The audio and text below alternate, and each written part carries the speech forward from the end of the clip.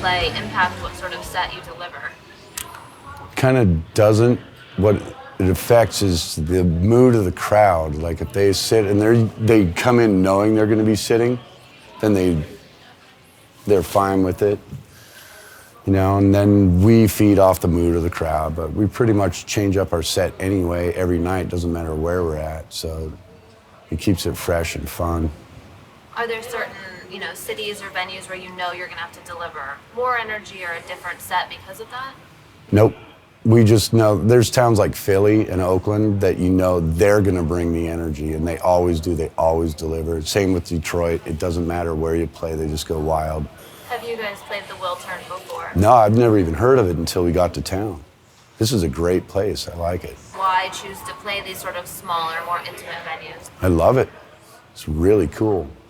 I think it sounds good here too. I don't know. That's what I care about more for the fans, to like be able to hear everything correctly. It's more like a gift to the fans, I guess, to get to play in an intimate place and just warm up. Because that's really the professional way to answer that, but I have my own theories on why, and why we did where we toured and stuff. Yeah, but I won't say them.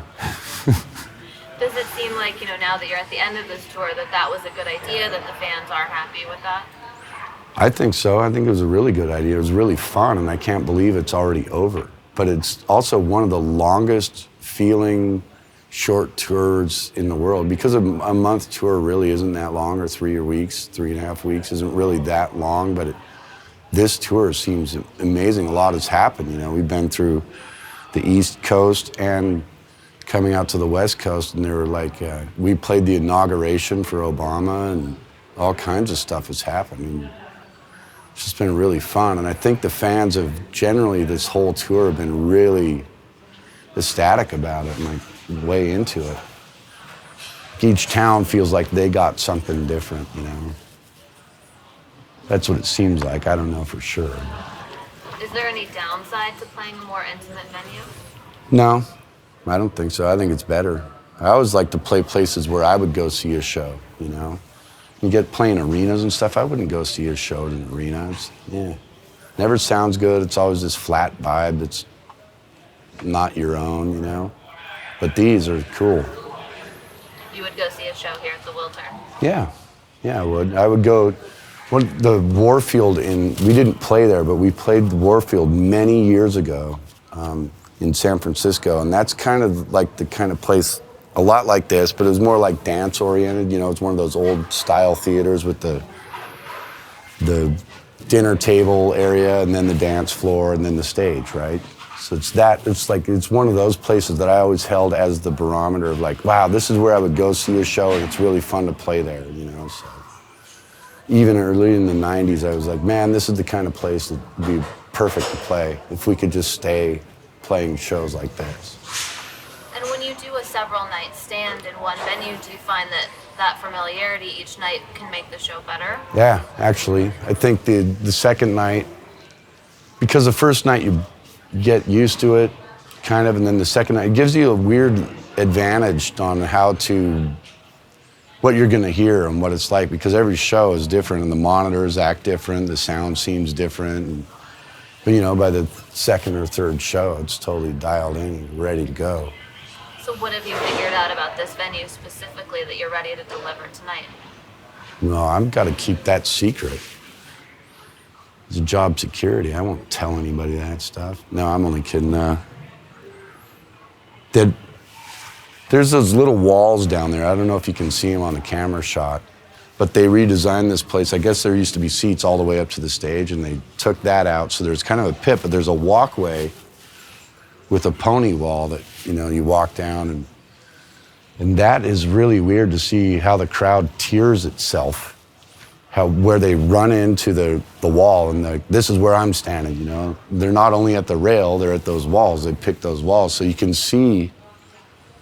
The first night we were here, I thought there was there's probably 200 people here. Yeah, no wonder it's sold out, And then you realize, no, this place is way bigger, because you can't really see up here until Keeley turns the lights on up here or whatever.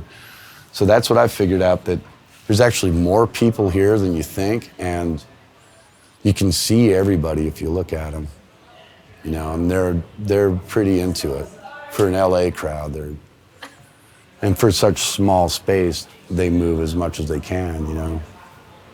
And now that you've done 2 shows, is there a certain song or a period of songs that the LA crowd seems particularly into? Nope, never, not in any town, not just LA, just there isn't like one of our shows, we had somebody come up, I think it was in New York, and Chris invited this guy up because he said, hey, can I play on a song? And we brought him up. And now almost, well, not every show, but a lot of shows, there will be someone holding up can I play on this song, you know, a poster?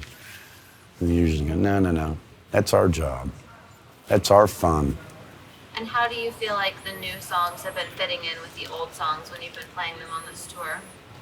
Left hand and right hand, they've totally matched. They totally fit right in. It's still Soundgarden.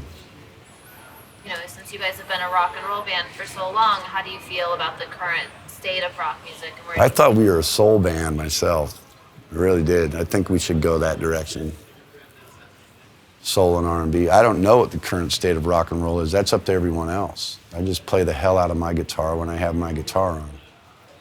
I have no idea what everybody else is listening to or into, and all my favorite bands keep making a couple records and then breaking up and whatever. So I don't know. I don't know that about the spirit that everybody's into with rock and roll and what kind of spirit it needs to keep going forward or actually being a vital artistic release in the world. And I don't know that it should be. Maybe it should just be a lust thing. Maybe it should just be a total spirit thing and not some art thing. I don't like the careerists. I don't like the artists. That's a long philosophical bullshit session, though, that I know we don't have time for.